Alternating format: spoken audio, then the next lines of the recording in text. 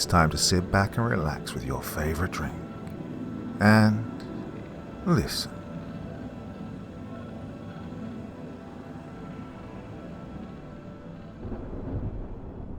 The Children in Caine's Closet by Corpse Child.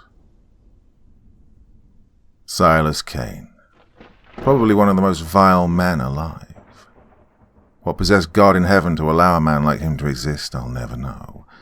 Calling him a man is actually a kindness. A man wouldn't do the things he did, not to children. He was a monster through and through. I'll go ahead and say right now, the things I'm about to tell you aren't for the faint of heart, or the weak of stomach for that matter.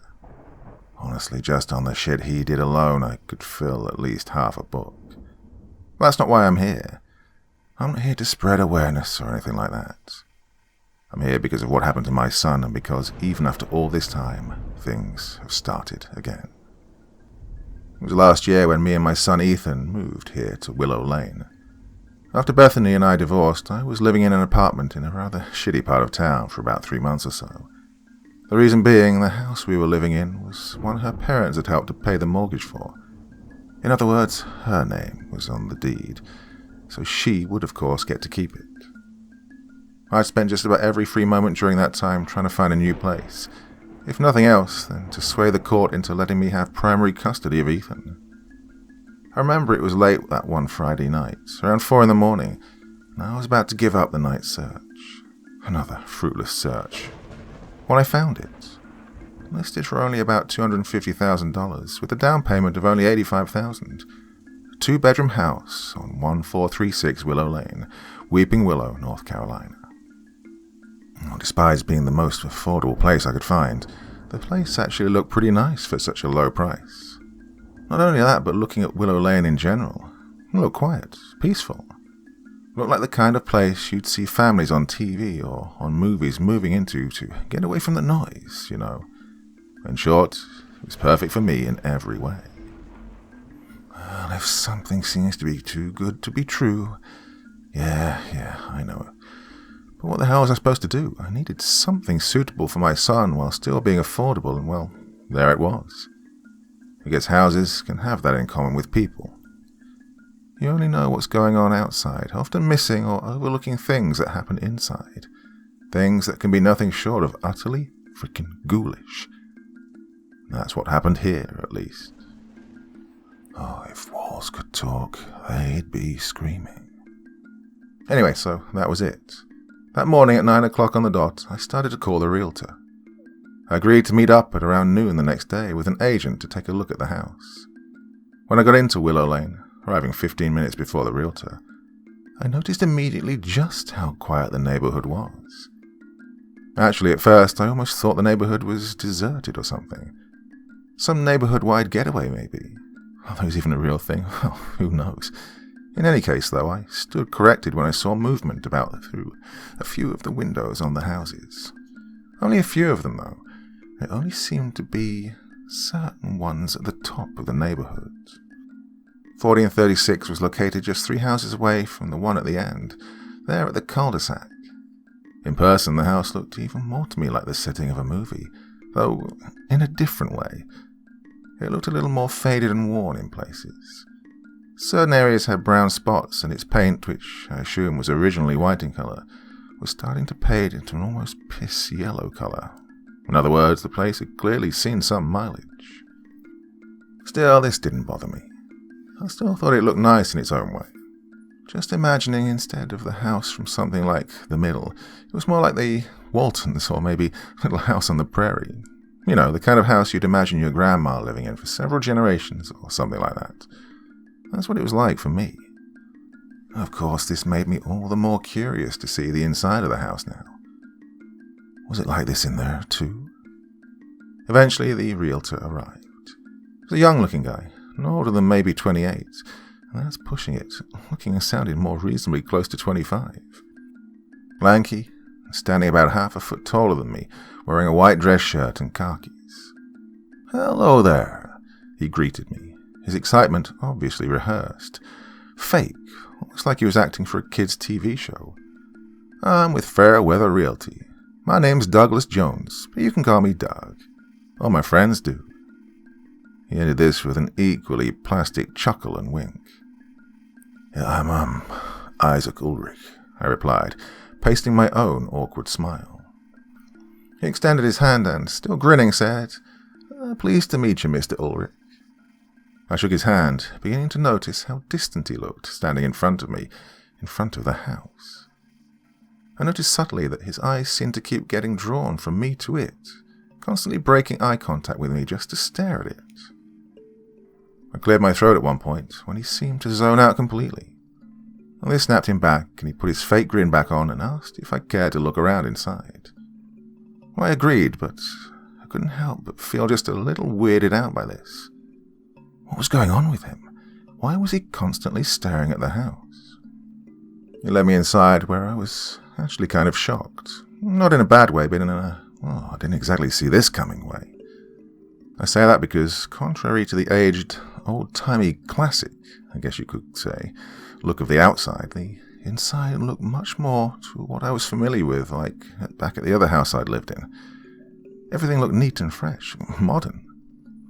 "Welcome inside," Doug proclaimed. "This is the living room. Nice and spacious, huh?" Despite his still fake excitement, I was genuinely taken aback by it. It was big or spacious, to quote him. Well, it alone could have fit my apartment in there twice, at least 1.5 times of the living room from Beth's house. Oh, I could see it. Ethan on the floor with some of his toys while I watched TV or something. "And here's the kitchen," Doug said, leading me, a bit hurriedly, I might add. "You got your stove, microwave, sink, all the comforts of home." He chuckled before adding, "Oh, yes, sir, though I might warn you, the pipes are a bit old, prone to giving out just about any time, so go easy on them." I looked at him for a moment. It was subtle, almost unnoticeable, but I could see it. He was trembling. I could tell he was in a hurry, for whatever reason, to get the hell out of there. Oh, what's this guy's deal? After the kitchen, he led me around the rest of the house. Another thing I have to say about the house itself is, despite being relatively small on the outside, it looked and felt a lot bigger inside. Roomier. The exception to this, though, was the second bedroom, the one that would be Ethan's. Of everywhere else in this house, this was the only one that seemed smaller than the rest. It seemed to be just big enough to fit a bed and maybe a nightstand inside of it. It was also a lot less lively, I guess you could say. And by this I mean it was less colourful compared to the rest of the house. God, it doesn't even have a window, for Christ's sake, I thought, walking back out into the hallway. "So, what do you think?" Doug asked. I looked around for a moment, once again taking in the atmosphere of the place, before replying that it was a winner. "Well, great. We'll meet again Monday to sign the deed. That work for you?" He was sweating when he said this. The sun was going down. "So, I began. You live in the area?" "Oh, no, I live in Blacksburg." "Oh, I see," I replied. Maybe that's why he wants to leave so bad. That's a good ways away and it's getting late. Something still felt a bit off, though, despite this. Just the way I could tell he wasn't actually invested in his job. In any case, I shook this off and he left. I stayed behind just a little longer. I made one last round through the house, admiring everything again. Well, I couldn't help it, the place looked damn good, before heading back out to my car. Outside, I also stopped to look around the neighborhood again. Quiet. Dead silent. No sort of activity or anything from the other houses. I closed my eyes and took a deep breath. Yep, this place is perfect. And with that, I got in my car and drove back to the apartment, excited. I scheduled to have the week off that Sunday to start moving in once the deed was signed. It was early Monday morning, around 9 a.m., when the deed was signed and the house was officially mine. I was set to pick Ethan up from school that afternoon, where I'd get to have the entire week with him, given that this was his last day before summer break. Something else to be excited about. Oh, I couldn't wait to show him our new house. In the meantime, I moved the last of my personal things out of the apartment and into the house. I also started ordering things like beds, a sofa and so on, all online, and decided to buy the other stuff at the store during the week. I set up one of my old futons in his room until the beds arrived, while I slept on a blow-up mattress. It was 1:30 when I picked him up from school. I remember how excited he was to see me. On sight, he came running and bounding up and into my arms. "Hey, Dad," he squealed. "Guess what? Today's the last day of school and Mrs. Ginny let me get 2 things from the treasure box." He held up a small little bag of plastic toy soldiers, one of the kind you'll find at dollar stores for 50 cents, and a dum-dum. He then told me that he was saving the sucker for me as a surprise. I took it and said, "Oh, awesome, thank you, little buddy. And hey, Daddy's got a big surprise of his own for you." His little eyes doubled in size. "Oh, what is it, Dad? Oh, what is it?" I chuckled, ruffling his hair. "Well, I can't tell you. Then it wouldn't be a surprise, would it?" "Oh, what if I still act surprised? Then will you tell me?" I couldn't help but smile at this. "Afraid not, monkey. You'll just have to see for yourself when we get there." And he groaned and his face dropped into a bit of a pout. "Hey, cheer up, buddy. I promise you'll love it when you see it." He looked at me again, first his eyes still looking disappointed, before starting to smile again. "That a boy. Now, let's go. We've got to make a few stops on the way." "Oh, can we get McDonald's?" I sighed, grinning. "How about pizza instead?" His eyes bugged out even further at that. I took him shopping with me, letting him pick out certain things for his room. It was around 5:30 that evening when we got back to the house. The sun had just begun to set. "Ta-da!" I exclaimed. "Daddy's got a brand new house." Well, his face flushed with wonder at seeing it for the first time. "Wow, it's huge," he squealed. "Yep, and it's all ours. You'll even have your own room." Well, he just about lost his little head at that. He started fidgeting, trying desperately to hurl himself out and to the house. "Hey, hold on, buddy, I'm coming," I said, going around to let him out. When we got inside, he started running through the house. "God, it's even bigger inside, Dad," he shouted from the hallway. While he explored the house, I carried the stuff from the store in. I showed Ethan the bedroom that would be his. "What do you think? Cool, huh?" He looked at it for a moment, puzzled. "What's wrong, buddy?" Well, he didn't say anything, just kept looking at the room. "Ethan?" He looked at me. "Daddy, why is the room so scary?" I frowned. "Yeah, what do you mean?" He pointed to the room. "It's dark and small in here. I don't like this room." I looked at the room again. I couldn't exactly blame him. Somehow it did look even more claustrophobic than it did last time. I couldn't tell at the time, but for a moment I actually felt something off about the room. Something weird, something scary, I guess, quoting Ethan. Looking back, I think I even remember, for a brief instant, feeling the temperature of the room actually drop somehow, making mine and Ethan's bodies break out in goosebumps. I shook my head and smiled, ruffling his hair. "Well, maybe we can brighten it up with all the new stuff you got from the store while we wait for the pizza to get here." He kept staring at the room. I went into the kitchen and started unpacking some of the other stuff while ordering, calling the number for the Pizza Hut nearby. Well, it was Ethan's favorite and I had coupons. I ordered 3 large pepperoni pies and was in the middle of placing the order for the garlic bread when I heard it. It was soft, though, almost unnoticeable, but I could hear the sounds of whispering. Part 2. It was small, obviously from a child. Because of this, at first I just brushed it off as Ethan, probably just talking to Benny, the imaginary friend he talked to occasionally since he was 4. I finished placing the order and was putting more of the new stuff away when I heard the whispers slightly more clearly. I noticed then that it definitely wasn't Ethan's voice. For one thing, it was a lot softer than his, a little girl's voice. Who, though, was obviously anybody's guess. Then I heard others joining in, creating sort of a jumbled mix of whispering kids' voices. And of course I couldn't tell what any of them were actually saying.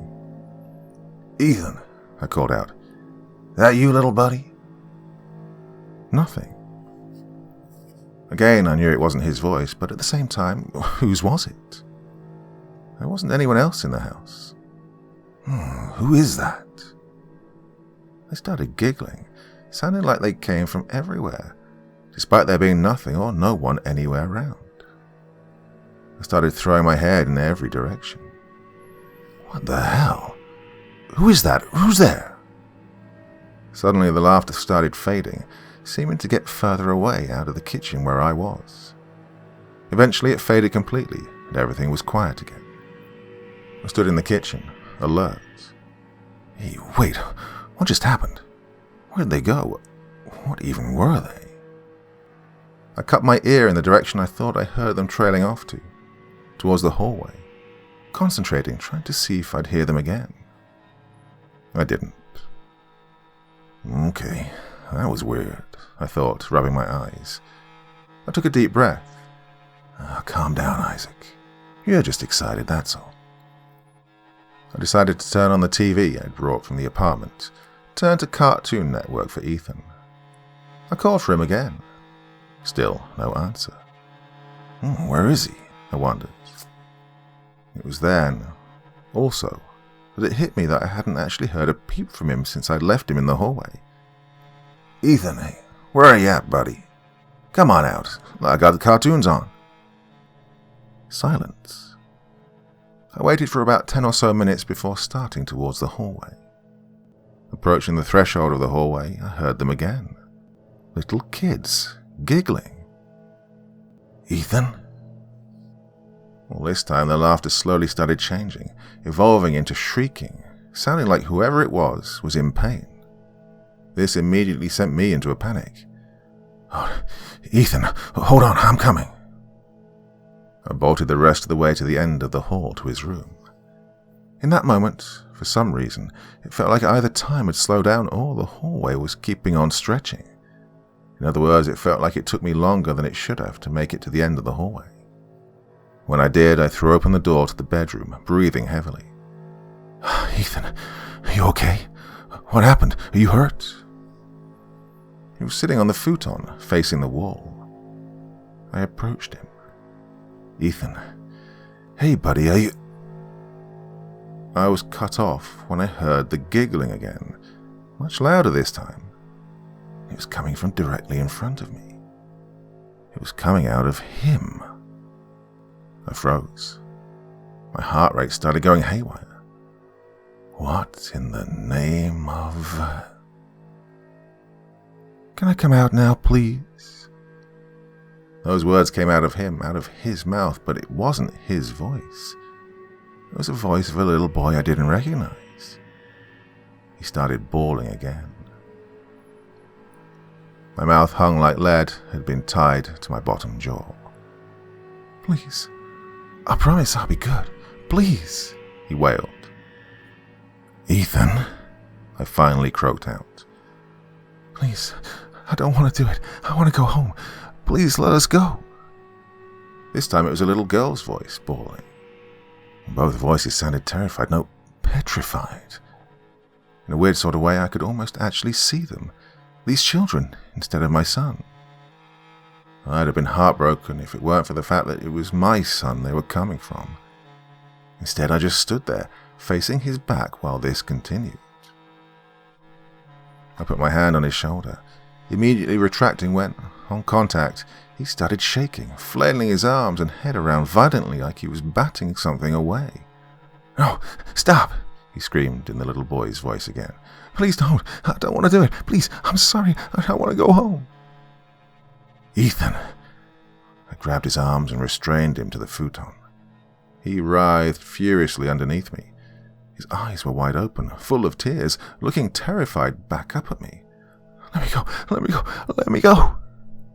He let out a scream that damn near stopped my heart before his eyes closed and his body just abruptly relaxed. Ethan, I called, shaking him. Ethan, buddy, Ethan, wake up. Nothing. He just laid there on the futon, unconscious. Oh, come on, Ethan, wake up. I started lightly tapping his right cheek. Nothing. Ethan. His eyes snapped open. He looked frightened again, though I could tell this wasn't like it was a second ago. Looking more startled than terrified. Daddy? He mumbled softly, in his own voice. What's wrong? Why do you look scared? I was frozen. My mind, and heart rate for that matter, was so frenzied that it took a solid minute for me just to catch my breath. Daddy, what's wrong? He asked. Breathe, Isaac. Breathe. I closed my eyes and inhaled, slowly exhaling again. I'm okay, I said, slowly feeling my heartbeat return to normal. Daddy's okay, little buddy. Are you okay? He slowly nodded his head. Yeah. He looked down and felt his stomach. I'm getting a little hungry, though. I smiled. Yeah, me too, buddy. Here, why don't we go into the living room and watch some cartoons while we wait for the pizza to get here? He immediately perked up and bolted out of the room and into the living room. I just sat on the futon for a moment. What the hell just happened? What was that? Well, I wondered what he was just talking about. What did I don't want to do it mean? Do what exactly? I wondered if maybe this was just some sort of thing like Benny, a new imaginary friend maybe. Well, that brought up the question though, how long had he been doing that? Was he doing it at Beth's house? And if so, did she ever notice it? Even if he'd been doing that for a while though, the question remained. How? How did he mimic other voices so well like that? And how did he just snap out and pull a 180 like he was when I shouted his name? And why were they so frightened? Well, that question above the others did the most to send me into a mental tailspin. I started thinking of how I should try and approach him about this when I heard him come treading back through the hallway. Daddy, Pizza Man's here. Okay, give me 1 second, I'm coming, I said, getting up and walking out of the room. Right as I was walking through the threshold again, I felt it. That chill passing over my body. When I looked, nothing. A knock at the door broke my concentration and I got up, making my way out to the living room. I paid for the pizza, and me and Ethan ate in the living room, watching cartoons while we did. He was, of course, enthralled with the TV and pizza, giggling his adorable little head off. I, on the other hand, not so much, constantly brooding over the situation from just a minute ago. Well, he seems just fine now, I thought. Is he even aware of what happened? Hey, buddy, I piped up finally. He turned from the TV to me. Yeah, let me ask you something. Have you been making other friends? You know, like Benny? He looked at me blankly for a moment. What about at school? You making new friends there? Yeah, he replied skeptically. What do you mean like Benny, though? Well, you know, you got your friends at school who everyone can see, right? He nodded his head. Well, then you have Benny who only you can see. Well, I'm just curious if you have any more friends like that only you can see or play with. He looked puzzled for a moment before resting his chin on his hand like he was thinking, pondering something. Well, he began, not really. They don't want to play with me or Benny. Who doesn't? I saw his face start to sink a bit. He was nervous about telling me something. It's okay, buddy. Take your time. Who doesn't want to play with you and why? He shrugged his shoulders. I don't know, he said pitifully, but they're kind of scary. They don't want to play with me. They keep screaming at me that they don't want to. Well, I couldn't help it. This sent a small chill down my back. Please, I don't want to. Let me go, please. I want to go home. I don't want to do it. Please, let me out. Do they say why they don't want to play with you? I asked, actually beginning to feel tremors run through me, causing my hands to start shaking. He shook his head. I could see on his face that my questions were making him more and more uncomfortable. How are they scary? He shrugged. I don't know, they just look scary. They're covered in boo-boos, like really bad ones. Some of them don't even have eyes. I see, I replied. Well, this made me grow more and more nervous. Why was he imagining this? Are they mean to you? I don't know, he said, anxious. I knew I couldn't keep pushing him much further about this. Well, not really, I guess, but they really look scary. They're always screaming and crying.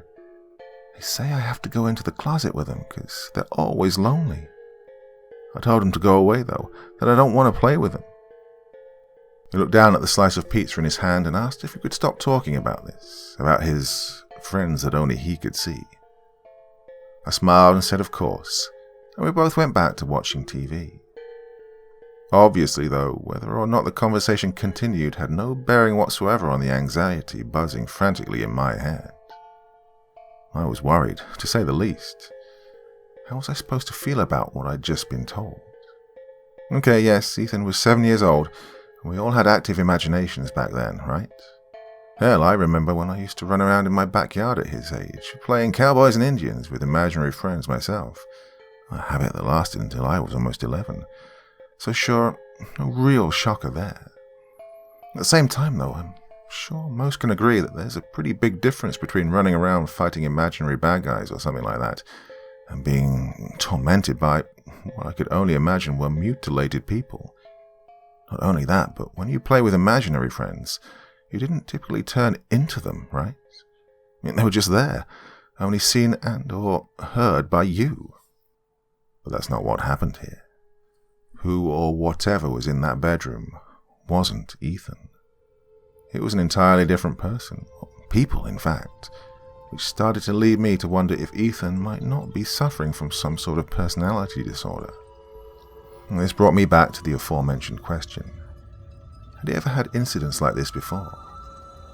Well, of course, even if that were the case, then why was the room so cold all of a sudden? And then the giggling. Eventually, despite being so caught up in thought that even the sounds from the TV became little more than white noise in my head in the background, I managed to catch sight of the time, reading 1:45 in the morning, out of the corner of my eye. Hey, bedtime, little bit. I stopped, seeing the little monkey curled up on the floor, fast asleep, his face covered in pizza sauce. I couldn't help but snicker a little at this. He looked adorable, curled up like he used to when he was a toddler, laying across my chest. I gently picked him up and carried him into his bedroom, laying him across the futon. I knew something was up again as soon as I entered that room, because the entire room felt like I just walked into a freezer. My hair stood up all across my arms and the back of my neck. Oh, what the hell? Why is it so cold in here? Did the thermostat go out or something? After laying him in the bed, I went and checked the thermostat. It read 75 degrees. What the fuck? I decided to crank up the heat to 80, despite, it being summertime, plus nowhere else in the house was cold like this, which forced me to strip to nothing but my boxers, and even then I was sweating like a damn pig. I then headed to bed myself. Just before closing the door to my room, though, I heard a small, pitiful voice bawling. I stole a quick glance behind me where I'd heard it coming from. Nothing. I yawned. There's nothing there, Isaac. Just go to bed. I turned and shut the door behind me. All night, faintly, I could hear it. The sounds of children crying.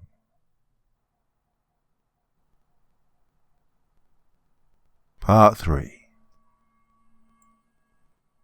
The next morning I woke up feeling absolutely exhausted.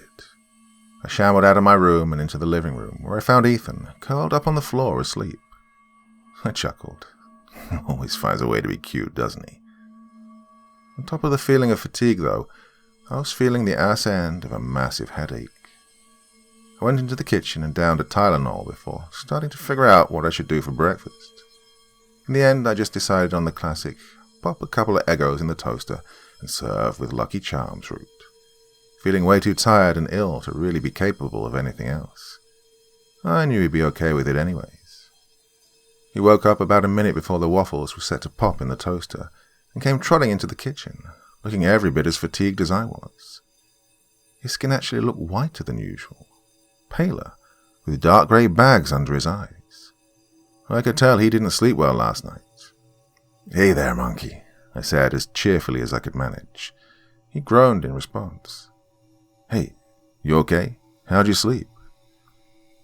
"They kept screaming at me, Daddy," he whimpered. "They wanted me to go into the closet. They wouldn't leave me alone. I couldn't sleep, so I came into the living room where they couldn't follow me." I pulled the waffles from the toaster and fixed his breakfast.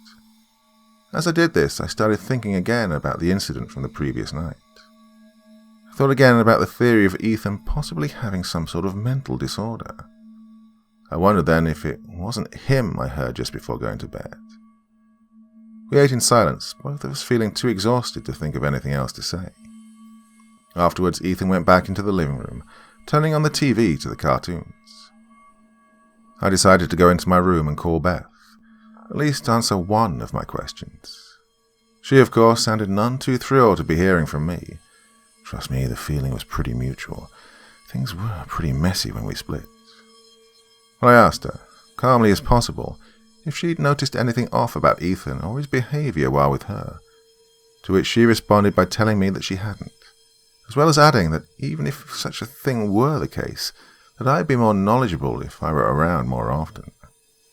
Bitch, not my frickin' fault when I've been trying to find a new place, plus paid child support out the ass because you decided to split. I closed my eyes and took a deep breath, sucked this down, gritted my teeth, and thanked her for answering my question before hanging up. Well, at least now I know things haven't been weird with him before now, I thought. I figured this would likely have ruled out any theory of mental disorder, at least for the time being. Of course, this wasn't a whole lot of relief because now I was back to having no answers or explanations at all.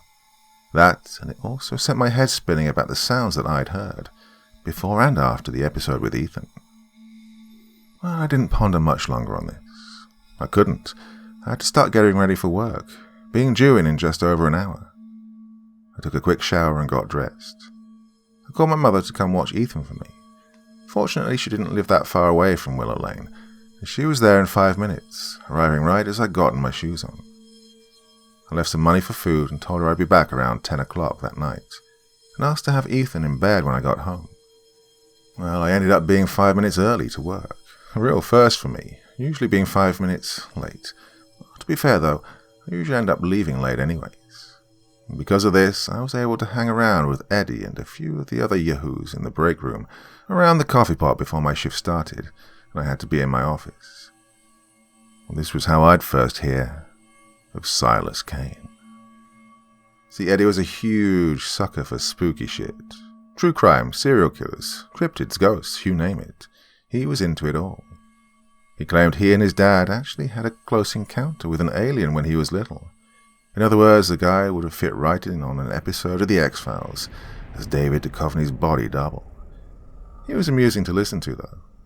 Oh, anything to make a 10-hour office job more interesting, right? Anyway, so he was talking about some old urban legend he'd read about kids that went missing in a local neighborhood. So the stories say, I heard him begin. Kids who were outside alone after sundown went missing. No one's ever found them. Police have apparently been searching for 3 years now since it first started happening back in 2019. Do you ever have any suspects? Kincaid, one of the other unfortunate desk jockeys like me, asked. Only one so far. This curmudgeon named Silas Caine. Dude was basically the poster boy for crotchety old geezers. Said he had a nice house though. This is where I came in. Did he do it? I asked. He grinned, shrugging his shoulders. That's just it. It was never proven. See, people tried to sick the cops on him. They were convinced he did it. And how? Did he confess? He shook his head. No one saw him or found any evidence? His grin grew now, becoming excited. I'll admit I was actually interested. Again, anything to get me in a good mood before I'm stuck the rest of the day at my desk, right? Well, especially after the rocky morning start. Nope, and nope, he proclaimed eagerly. And see, because of that, cops had to drop him from the radar. But the kids kept going missing. How? Kincaid asked. Wouldn't the parents have kept the kids inside or something? Believe it or not, I was actually 2 seconds from asking this same exact question myself. Well, that's the kicker, see. At the time, folks weren't big on locking their doors at night. Also, when it got hot, they tend to leave their windows stay open to avoid having to screw with the thermostats. You know, summertime and the raising of the gas bills and all. So, obviously that meant whoever it was had easy access inside the houses too, I said, finishing his conclusion. He pointed and clicked his tongue at me. Kincaid then asked him what exactly happened to Silas Caine. Like I said, everyone thought he was the one doing it. Some even went so far as to say he'd perform human sacrifices to demons or some crazy shit like that. But again, nobody actually saw anything. Nobody actually knew. Because of this, police couldn't issue any kind of arrest warrant or even a search warrant. So folks got desperate and took matters into their own hands. One day, on one of supposedly very few occasions he did actually decide to leave his house, one of the residents jumped him, demanding to know where the kids were. When he wouldn't, or maybe couldn't, spill his guts, well, he slid his thumb across his neck like he was slicing it. Me and Kincaid looked at each other. Like I said, I was intrigued. Him, not so much. So what? Some fucker plays hero and beats an old man to death. The end. He said this with a look of complete disbelief plastered on his face. No, Eddie replied, his excitement not impeded in the slightest by Kincaid's uninterested skepticism. Well, for a time, yeah, it was, sure. But see, that's where things get interesting. One night, about 1.5 years later after old man Caine bit it, guess what? Another kid gone. Kincaid scoffed. I asked how. He shrugged in vain. No one knows. No one saw anybody or anything, so... He trailed off. Let me ask you something, Ed, Kincaid chided. Do you actually hear yourself when you make this shit up? I'm not making any of this up, Eddie replied. Here, I'll show you. He pulled out his phone and opened Google to the article in question. It was from an unlisted forum with a headline reading, Mysterious and Strangest Crimes. Below this was a string of news articles about kids disappearing back in 2019, and even continuing well into 2021. It was when I got a closer look at the articles that my heart was sent pounding again. Hey, can you send me a link to these? I asked, growing nervous. This didn't go unnoticed by him and Kincaid either. What's wrong, Ulrich? You're looking spooked. Don't tell me this dingbat's little campfire story is getting to you, Kincaid jeered. That's where I live, I said, looking to him, white-faced. That's Willow Lane. That's my neighborhood. He cocked his eyebrow. You're bullshitting. Oh, I'm serious. You know how I was moving, right? He nodded. Well, I moved into a house over there in that neighborhood. He stayed looking skeptical at me. And no one said anything to you about this? Kids going missing in the middle of the night? I shook my head. I caught a glimpse of the clock and saw I was now 5 minutes late. Ironic, right? And so I punched the clock and bolted out of the break room to my desk. As you can no doubt imagine, it was next to impossible for me to concentrate on any of my work. I couldn't get it out of my head. I was now living in a neighborhood where kids inexplicably went missing at night. Not only that, but no one ever knew who did it, where the kids even ended up, or even found any trace of them. Kids apparently vanished into thin air, and there I was, right there in it, with my own 7-year-old child. It was getting to be around 6, and the sun was going down for the night. With this, I glanced around before attempting to call my mother and check up on Ethan. My heart was pounding harder and harder with every second the dial tone passed without connecting the call. I closed my eyes. Oh God, please let everything be okay. I took deep breaths until eventually calming down and the call connected. Hello? Ma, you there? Yeah, I'm here. Okay, good. Is everything going okay at home? Yeah, I'm just making some spaghetti and meatballs for supper. Okay, what about Ethan? Where is he? Can I speak to him? Oh, he's in the bathtub cleaning up right now. She then muffled the receiver and shouted, And he better be getting him behind his ears if he wants cookies afterwards. In the background, I could just faintly hear him shout back, I am. Okay, well, I just wanted to check up and see that everything's alright. Of course it is, hon. I'm telling you, you always worry too much. Well, I hung up mid-sentence. I let out a sigh of relief. Calm down, everything's just fine. Ethan's perfectly fine. Just finish up what I can here and go home. He'll be in bed, belly probably stuffed to bursting full of cookies.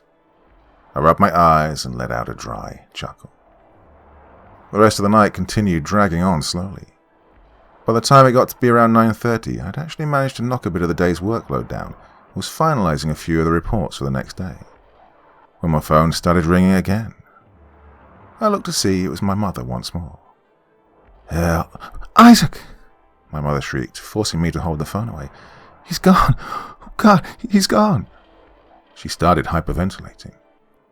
Wait, what? Mom, slow down. What are you talking about? Who's gone? Where? Ethan. He's gone. I can't find him anywhere. Oh, sweet Jesus, Mary and Joseph. He's gone. She howled in grief, and I was immediately thrown into a frenzy. Ethan gone. A shudder ran down my spine. Okay, Mama, calm down. Tell me what happened. She stammered, still hysterical. I put him to bed an hour after dinner. Woke up and complained that he couldn't sleep, saying that something was bugging him. So I read him a story and put him back to bed. Everything seemed fine afterwards, so I thought he was okay. I just went to check on him, though, and now I can't find him anywhere. All right, stay there. I'm coming home right now. I hung up the phone before grabbing my stuff and bolting out of the office. I didn't even bother shutting down my computer or punch out the clock. I didn't care. I couldn't care. My boy was missing.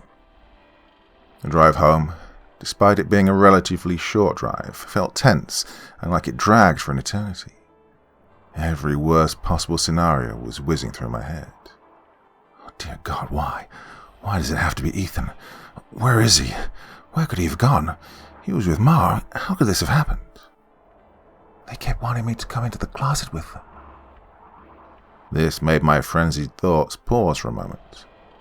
The closet, I wondered. Why the closet? What's in there?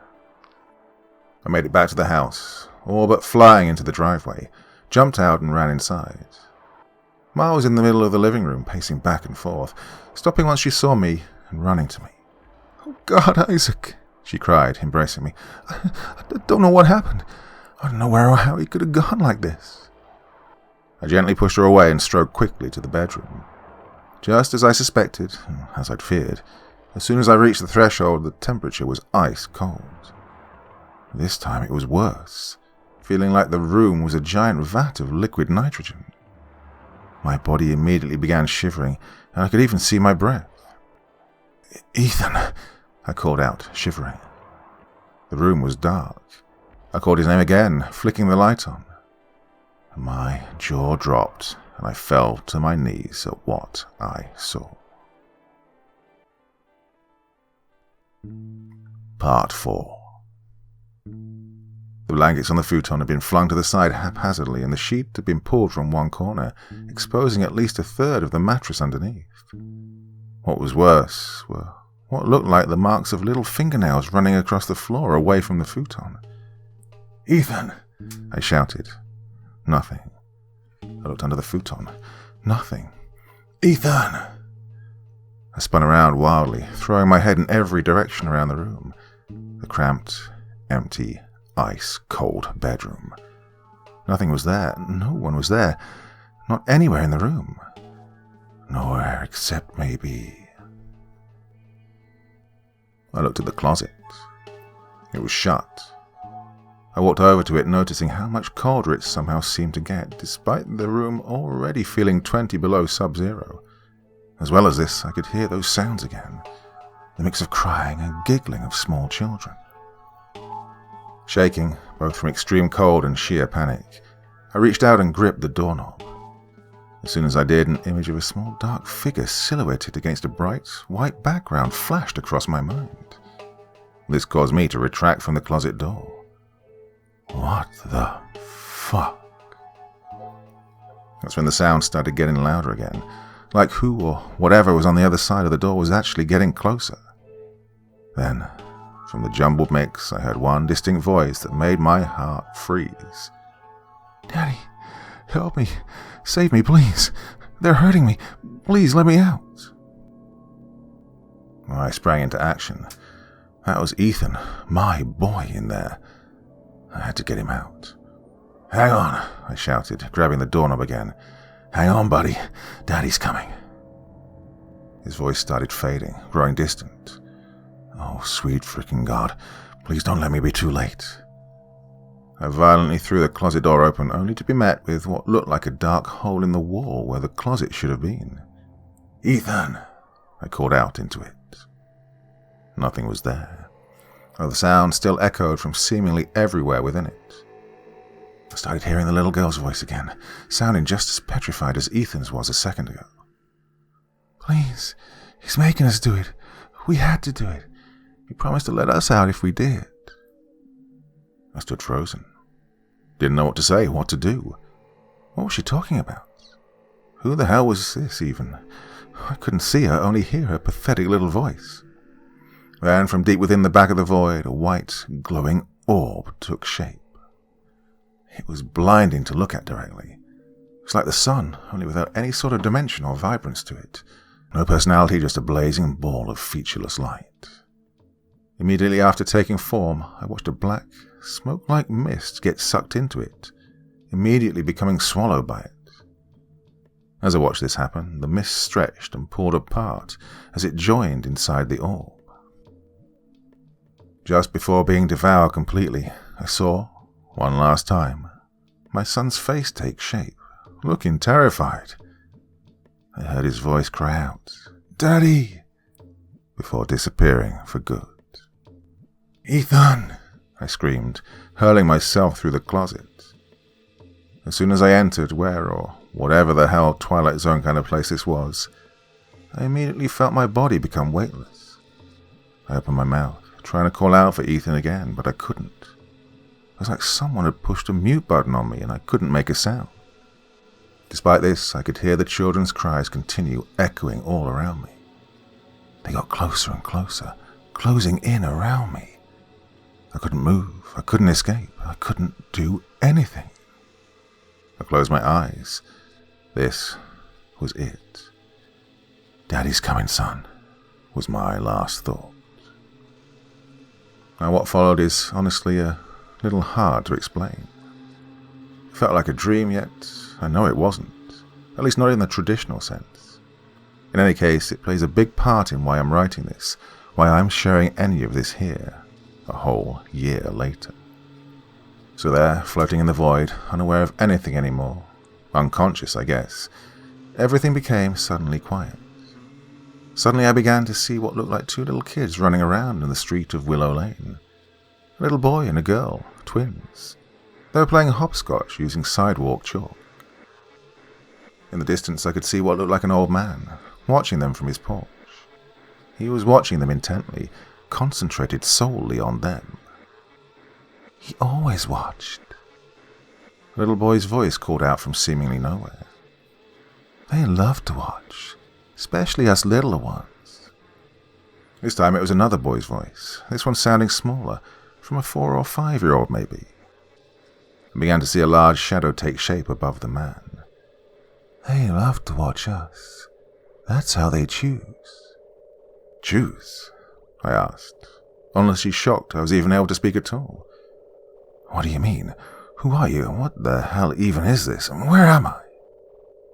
My brain buzzed at 1,000 miles a minute. I couldn't stop myself.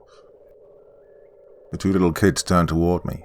smiling, their eyes turning black, looking like two blank holes in their heads. Everything then went completely dark again as a large shadow passed over the scene, wiping everything from sight. In the darkness I heard a mix of voices again, some of children crying, some of them I heard even begging for mercy, while another, deeper, gruff voice was heard speaking in what sounded like another language. The man's voice was then replaced with a deep, inhuman, bellowing laughter as the crying children got louder and more agonizing with each second. "He used to force us to do things to each other," another voice cried out. And this time I vaguely recognized it as the little girl I'd heard before. Before I could even attempt to ask what she meant, a new scene appeared from the darkness. At first all I could see was the dim glow of a candle flame. Slowly, though, I saw two figures materialize. It was the twins from before. The boy was tied down to the floor by his hand and wrists. Over him I saw the girl standing with a knife in her hand, bawling. "Knew it," the gruff voice shouted, causing her to jump and wail louder. "I don't wanna," she blubbered. "He's my brother. I love him. Please let us go." The scene was washed away once again by darkness. I heard the man grunting angrily, followed by the little girl screaming, before everything went silent with a squelching sound that actually made me feel a distinct sense of nausea in my stomach. "He hurt us real bad if we didn't do what he said," she said, once more breaking the silence. "He wanted us to bring all our friends over, so we could do the same to them." "He brought us into the room," the little boy said, "and he wouldn't bring us any food or water until he was ready to pick which one of us he was going to hurt again." I could hear sounds of heavy footsteps echoing, followed by a door creaking open and a child's voice screaming bloody murder as they trailed off, seeming to be dragged away. It was quiet again. "What is this place?" I asked. "This was where he left us when he was done, when he got bored with us. It's where the end was," the little girl chimed in. "That's what he always told us. This is the end, and us little runts were better off here, in him, in the end. He said little bitches like us had no place in the world. He'd lock us in here, and we couldn't get out unless he opened it to throw someone else in." "In who?" As soon as the words left my mouth, I watched a tall figure take form in the center of the white glowing sphere in the distance. The figure soon got closer and closer, and I began to feel my body uncontrollably be drawn towards it. I saw it was a tall, dark figure, shaped like a man, except that it was blank. It had no face, at least no singular one. Rather, it was covered in thousands of screaming faces that twisted and writhed, screaming in agony. As well as this, it had 4 large gangly arms that reached out into the void. "What the?" I shouted, now beyond terrified. "What the hell is that?" I continued being pulled towards it as it drew closer and closer, reaching out for me. "That is the end," the little girl replied. "We were told that he was always waiting for us all." "What's happening?" I cried, trying to claw at the nothingness around me, hopelessly trying to find something, anything to grab hold of to keep from being dragged along further. "He's trying to have you too. He wants us all." I looked at the thing again. It continued closer. Closer. It was damn near close enough to snatch me and pull me in. "What do I do?" "You have to get out. Over there." I looked back behind me. I could see the doorway of the closet once again, leading back into the bedroom. "He's got a new one. He's distracted. But he won't stop, so we have to get out now while we still can." "What do you mean? How is he?" I was cut off when my blood went cold again. Coming from the figure's shadowy form, I began to hear it. Ethan's voice. "Daddy, save me." "Ethan." I turned and was ready to charge at the thing. I had to get my son out of whatever the fuck that thing was. "Wait, don't," the little boy's voice beckoned. I stopped. "That's my boy. I have to get him out." "You can't. If you do, he'll take you too, and the rest of us." I can't leave him. My heart was spiking, my muscles were shaking, ready to charge and rip Ethan right out of that thing. Yet I didn't move. I couldn't, for whatever reason, will myself to go through with this. The little girl cried out again. He's the reason we're able to get out. That's why we begged him to come in, so we could finally get out. We're sorry, we didn't want to, but it's the only way. We have to go. Not without my son, I screamed, finally finding it in me to charge towards the figure. Its arms outstretched, ready to welcome me into its horrific mass. The screams were deafening as I lunged for it. I'm coming. Hold on, little buddy, I thought, almost face to face with the thing. Daddy's coming. Before I could reach out to it, however, I felt something jerk me backwards, ripping me away towards the doorway. I looked back, seeing a legion of albino, eyeless apparitions of children pulling my ankles away towards the door. No, I screamed. Damn it, let me go. I have to save my boy. But they didn't stop. They just stared back at me as they pulled me away. I tried again to stop from being pulled along, to no use. Before I knew it, everything was quiet again, calm. I opened my eyes to see that I was back in the bedroom. Everything was still. I looked around. The room was normal. What happened? Where am I now? Is it over? Where's Ethan? I looked to the closet door again. Ethan, I shouted, throwing the door open. Inside was empty. A normal, quiet, empty closet. There was no blinding light, no shadow figure, no ghost children, and no Ethan. I started shouting his name, to the point of nearly tearing my vocal cords, while slamming the closet door open and close repeatedly. He's still in there. I have to get him out. I have to go back. Make it come back. No matter how much I tried, though, nothing changed. The closet stayed the same, an empty, quiet closet. No ghosts, no void, and no Ethan. Ethan! I screamed, crumpling to my knees, burying my face in my hands. I started beating on the door. Damn it, make him come back. Give me back my son. Nothing changed. No ghosts, no void, and no Ethan. Just silence. I finally curled up on the floor, bawling like I was a little kid myself. He was gone. My boy was gone, swallowed by the dark forever. I'd never get to see him grow up. I'd never get to go to the movies with him. We were going to play at the water park together during the summer. Now that'll never happen. I won't get to see him when he gets his license to drive. I was going to buy him his first car. Hell, never see him take a pretty girl to prom. I won't get to see him graduate. Nothing. He was gone. Everything I'd wanted to accomplish, working, the move, everything, I did it all for him. And now it meant nothing. Now he was gone forever. I couldn't save him. I'd failed him. I'm sorry, Ethan. Oh, God, please, Ethan. Daddy's so sorry.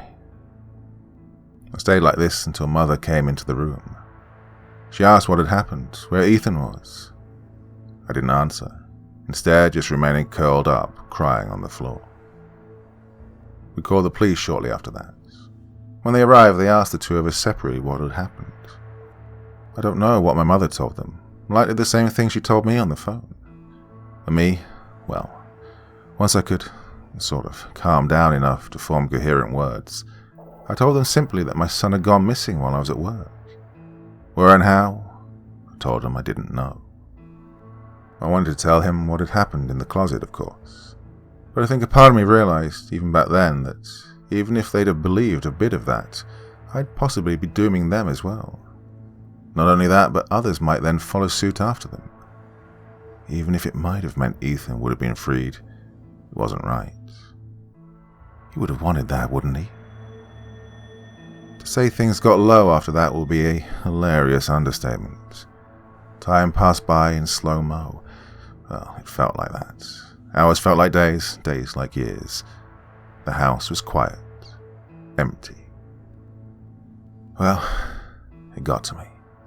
And one night coming home from work, which I was failing miserably at worse and worse each day, eventually being laid off a month later, I attempted to down the entire bottle of painkillers. I survived though, because my mother, who refused to leave me alone after that night, still believing Ethan would come back, managed to call the paramedics in time. I survived and spent a few nights on the 7th floor. There they plugged me in with a therapist, who I've been seeing to this day. He's been supportive and helpful, as much as he can be anyways. I don't think he believes the stuff about the closet, but he's always been willing to listen and always did his best to offer advice. If nothing else, I'll say the best advice he gave me was moving out of the house, which I did. I live in Dallas now, far from Willow Lane and that house. The house that, despite being what I thought was a dream fulfilled, turned out to be a lifelong nightmare and a breeding ground for atrocities I wouldn't have imagined in even my most fucked up nightmares. It's taken a while, a whole year to the day now, and obviously it hasn't gotten any easier for me. Well, how could it? He was my world, my light, my reason for getting out of bed every goddamn morning. And now he's gone, forever trapped in the darkness. In the end, alone. That'll always haunt me more than anything else. At the same time, though, I get it. Those kids, all of them, they're free now.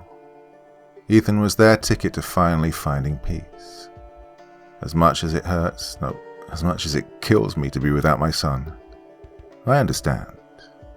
And I guess because of that I can accept it and carry on. If nothing else, I can at least try to hold on to the hope that he too can find a way out.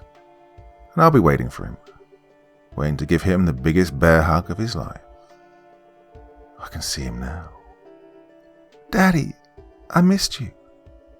I missed you too. Yep. I'll be waiting for you, little buddy.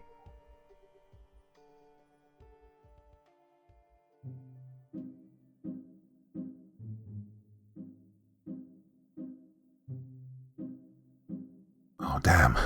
Perhaps Corpse Child's best story so far. That had me turning the pages, just reading it for you, I tell you. Oh, wow. What an ending as well. Whew. Anyway, yeah, so I'm literally recording this just after finishing reading the story. Don't always do that, but this time, yeah, what to think about. Really, that kept me going for a whole hour now, isn't it? Oh, my God. Hope you enjoyed that one. Kind of sad ending, but yeah, beautifully written anyway. Well, that's it for this evening. What day is it? God, Wednesday already. Well, back again with a podcast tomorrow night and something special here on Friday. So, till the next time, my dear friends. Very, very sweet dreams and bye-bye.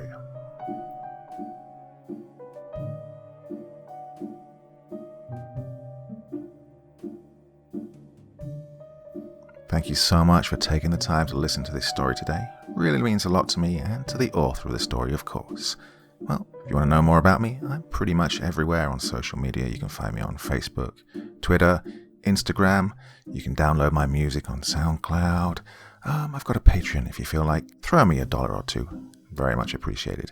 And of course, on Reddit, I have a place where you can leave stories if you want me to read one that you've written. Well, hoping to see you all again very soon. Till then, sweet dreams. Bye-bye.